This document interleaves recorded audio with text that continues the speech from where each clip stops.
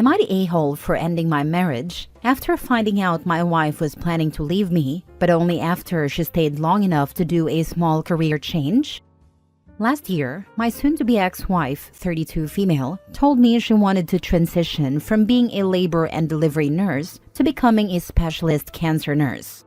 She said she planned to return to college, cut back her hours at work, and finish her training in 2 years. I was supportive, though a little surprised. She had always seemed happy with her career and our life with our 2 kids. But I know people can sometimes spontaneously feel the urge for something more or different, so it wasn't a big deal at first. Her decision put some strain on me. Because she was so busy, I had to take on a lot more to allow her to do less. What used to be a 50-50 division of responsibilities shifted to about 80-20 after she returned to school. About 4 months after she started college, I overheard her talking to her best friend. I wasn't supposed to be home for another hour, but had managed to leave early and had the kids with me. Her friend asked her how she could stay married while keeping up the pretense. My ex said that if she left me, she would never be able to make the career move because she wouldn't have the time to be a single parent while working and training for her specialty. She added that I was supporting her, without realizing she wanted out of our marriage, and that she planned to leave as soon as she secured her new job. Her friend told her this would all blow up in her face when I found out, and she responded that she didn't care. She said she'd screw herself over by continuing to work, even after we had kids. Otherwise, she could have left earlier and made me pay child support while she pursued her goals. When her friend left and the kids were in bed, I told her the marriage was over and that I refused to be used until she got what she wanted. She tried to say I'd misunderstood and was overreacting. She was ready for an argument, but I told her we wouldn't discuss it in front of the kids. Once they were out of the house, we had it out. She accused me of being selfish and punishing her for changing her mind about our marriage. She said that if I were a good man, I'd encourage her to quit her job and support her until she was ready to leave. In the end, I filed for divorce and moved out of the home. I wanted to fight for the house since I had lived there before we were together, but her name was on the deed, and I didn't want my kids to live in a hostile environment. They were already going through a lot, and the divorce has been difficult for them.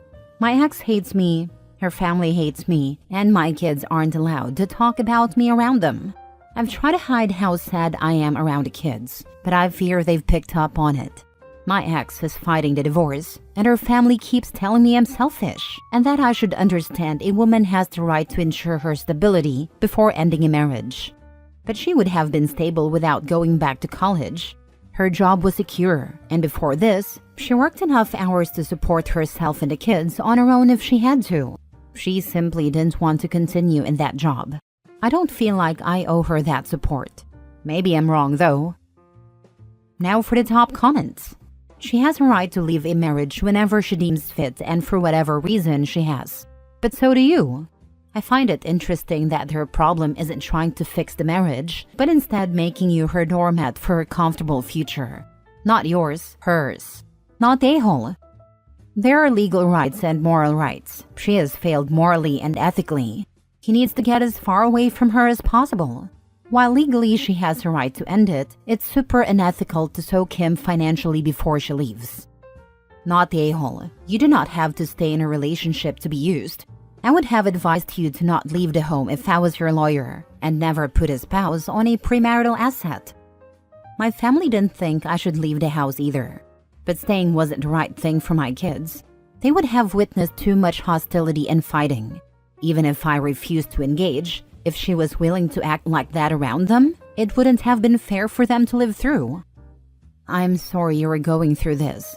But honestly, the a-holes are your ex and anyone who told you to stay. That is ridiculous. The marriage, they wanted me to leave.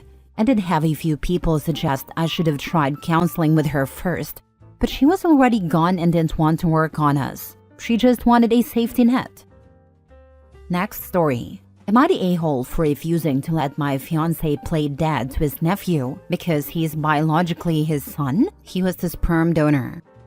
My fiancé donated sperm to his brother and his now ex-wife because they were having issues conceiving naturally. The wife was checked by multiple doctors, but his brother refused to get checked.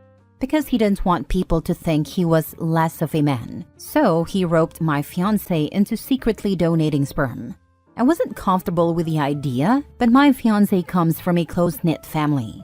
So I knew I wouldn't be able to convince him not to help his brother. So I didn't even try. His brother was supposed to raise the child as his own, but he couldn't cope with the fact that the baby wasn't biologically his. So he divorced his wife before she even gave birth. Ever since, my fiancé has been supporting her financially because his brother left her with nothing and she doesn't work. To an extent, I was okay with this because she's probably the biggest victim in all of this. And my fiancé's brother is a huge jackass for putting her in this situation. But it did make me uncomfortable when he started buying her gifts to cheer her up or going to the doctor appointments with her.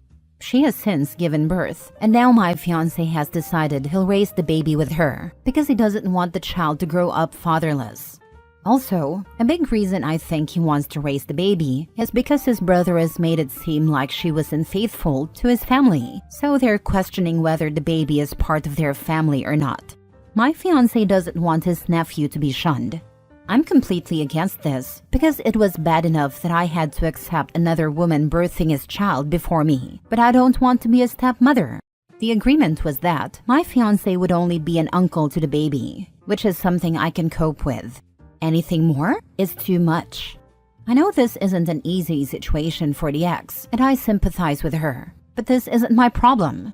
She shouldn't have let her husband push her into something she wasn't comfortable with, and my fiancé has already done more than enough for her. Am I the a-hole? Honestly, you should just leave.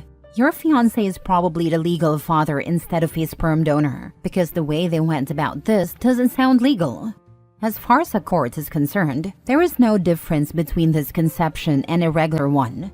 Unless there were clinics, doctors, and legal teams involved that designated your brother as a sperm donor legally. He's just a regular father and will be required to do things like pay child support. Courts have already ruled on DIY donation, and it basically doesn't count as a donation at all. On another thought, your fiancé needs to be honest about the situation to the entire extended family, who are basically calling this woman a cheater and a liar. He's still protecting his brother, who is making up lies about his ex-wife, so he doesn't have to feel guilty about the fact that he did something insane, because his ego was bruised. Blamed it on his wife, and then dipped out so he wouldn't have to take responsibility for his actions. The entire family should know what a piece of crap he is. They should know he is infertile with defective sperm, that he roped his brother into this insane plan, that his wife didn't cheat on him, and that he purposely impregnated her with his brother's sperm, possibly without her knowledge, and then dipped out because it wasn't his kid. Right now, my fiancé isn't the legal father, his brother is. This wasn't a DIY sperm donation. It was done officially at a clinic, but my fiancé wants to be recognized as the legal father now. Walk away. Let them become a family. It is his son, and he has feelings. He is showing his family that the boy and his mom are family. You don't want to be a stepmother? Then don't marry him. It's better to leave now before he leaves you for her. You will always be second now. He has a child. The deal has changed. Next story. Am I the a-hole for telling my wife and sister-in-law they need to accept their half-brother doesn't want a relationship? 6 months ago, my wife, 26 female, and her sister, 24 female, learned they have an older half-brother from their mom. They had never met this man, nor heard their mom or anyone else talk about him before. The only thing they know is that he was primarily raised by his paternal grandparents. When they found out he existed, they hired an internet PI to help them find him. The PI found his social media profiles and full name. From there, my wife and her sister made contact. There was no reply, so my sister-in-law decided she would message him once a week in case he wasn't getting the notifications. She and my wife did everything they could to convince themselves that he wasn't responding for some other reason, other than the fact that he didn't want a relationship. After a few months of this, he finally replied once, saying he wanted to be left alone and did not want a relationship or any form of contact with them. Soon after, his profiles were made private, so only his friends and followers could interact with him. My wife is pregnant with our first child right now, and some people have suggested that hormones are driving her to obsess over this.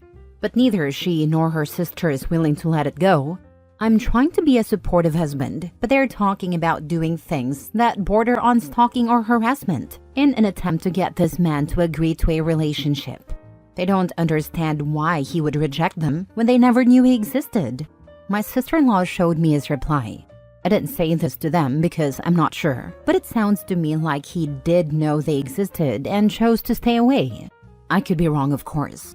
I suggested therapy to them, but they said a therapist wouldn't help them have a relationship with their brother. The other night, my wife and I were discussing baby names again when my wife and sister-in-law started talking about their half-brother and how he should be around when the baby is born. This then turned into a conversation about how they could find a way to get in front of him to plead for a chance. That's when I told them they were handling this badly and needed to learn to accept his no. I said they don't have to like it and they're allowed to have their own feelings about it, but they need to accept that he has said no. I told my wife that her half-brother was occupying more of her mental space than our unborn son, and he's going to be born soon. Our lives are about to change. Sister-in-law said I wasn't being understanding enough. My wife didn't argue either way, but she looked really thoughtful, and she's been quiet since that conversation. Am I the a-hole? Not the a-hole. Sorry, but it's kind of delusional for them to say their half-brother should be there when the baby is born, at least given how things are currently going. All you did was give them a reality check. He asked them not to contact him. Any further attempts could be harassment. You don't want them messing around and ending up with a restraining order. If the half-brother ever changes his mind, he'll reach out. The ball is in his court, but he may or may not even pass it back. That's up to him. They can't force a relationship. Right? I want someone I've never met before to be there for the birth of my child. Not the a-hole. Not the a-hole. Sharing DNA does not require a relationship. They need to accept this. His family is the one who raised him and the people he built a life with, not some random people he happens to share an egg donor with. Why is this so hard for them? Last story. Am I the a-hole for oversharing to my in-laws when they called me on being a typical guy who doesn't put effort into maintaining his family relationships? My wife, 25 female, comes from a close and happy family. Both parents are really involved with their kids, who spend time with and enjoy being around one another. All the siblings get along well and are there for each other. They have family dinners regularly, are in each other's weddings as bridesmaids/groomsmen, talk almost every day, and have a very active family group chat. If someone in the family needs help, they will be there, even if it's in the middle of the night. I, 25 male, come from a very different family. None of my family came to our wedding, didn't even RSVP, and they were invited. I can't think of a single person in my family I'm close with. The rest of my family isn't close either. Once we turned 18, we were expected to leave our parents' house, and there was no support. The sibling relationships were pretty volatile. My parents don't want to hear from any of us unless we're dead, which would be hard to inform them of, but that's exactly what my dad said. My mom might have been in the hospital last year. I still don't know. I tried calling my dad and he didn't answer. He texted me that he didn't appreciate the multiple calls. When I told him what I'd heard and asked if my mom was okay, he ignored the question. I tried texting her but I got no reply. I only know she's alive because she left a voicemail weeks later saying she didn't want any of us thinking we could come home for Christmas. I'm not even sure I have the correct numbers for most of my siblings. Honestly, I'm not sure even a death in the family would bring us all back together. I could be an uncle right now and wouldn't have a clue. It's the way it is. We never had a close family. As kids, we were expected to entertain ourselves and deal with everything alone. No help from parents, no sibling bond. I'm the youngest, and that was my normal. My experience with my family made my wife's family seem surreal to me. I had never been around people who cared so much about each other and actually wanted to spend time together.